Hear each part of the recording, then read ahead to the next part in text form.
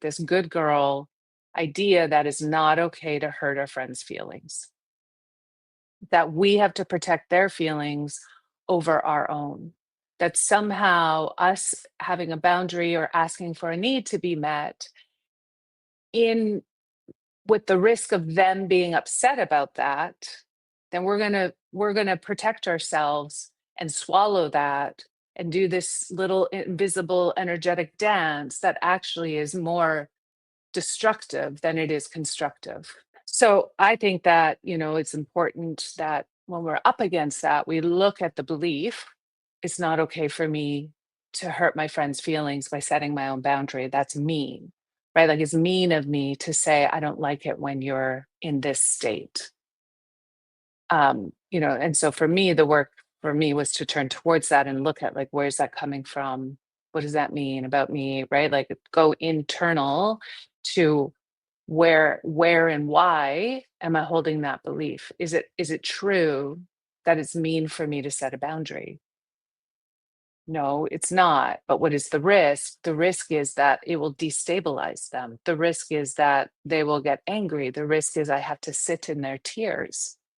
The risk is that they will throw daggers at me and project onto me and maybe even try to hurt me or harm me, because suddenly I'll be targeted as the person that's being mean by saying these things. So then we do our little performative dance to prevent that from happening. So I was watching myself do all of this over the last week, and sure enough, shit hit the fan.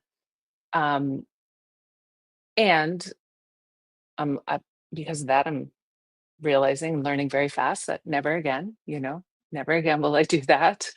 And I can work with the part of me that's scared.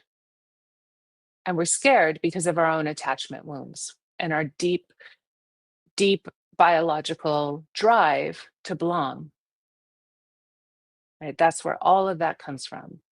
And because when we're anchored in that state, when we're anchored in our attachment system and we're anchored in our heart, then we're actually motivated. It's not just motivated, we're like driven. We're like instinctively driven to want to caretake. Like we have an instinct within us.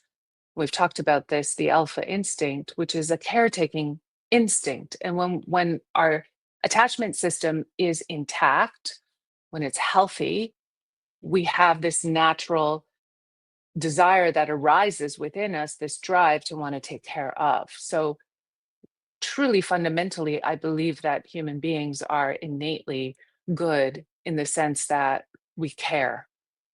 We love, we care, we want to belong, we want to tend to people's sufferings and their struggles. We want to gather and collect, that our drive is to do that. So it's going against our drive when we're like, I can't do that for you right now because you're not behaving properly. So it's a little bit of it messes with our mind because we're actually having to go against what our biology wants to do, which is to caretake and be like, come, like, I see what's happening. Come in, let me take care of that. But then we end up in the rescue or survival triangle drama, right? Where we're now trying to save somebody from that. And it's coming from that place of caretaking, but it's on overdrive. And so it gets very complicated because of the foundationally, if we just followed our biology, it makes all sense. But because we have psychology, we have soul, we have imprinted patterns and personalities, and we have this very broken system, this very broken culture that doesn't live within a culture of connection. It's a bit of a shit show out there. It's a bit of a wild west.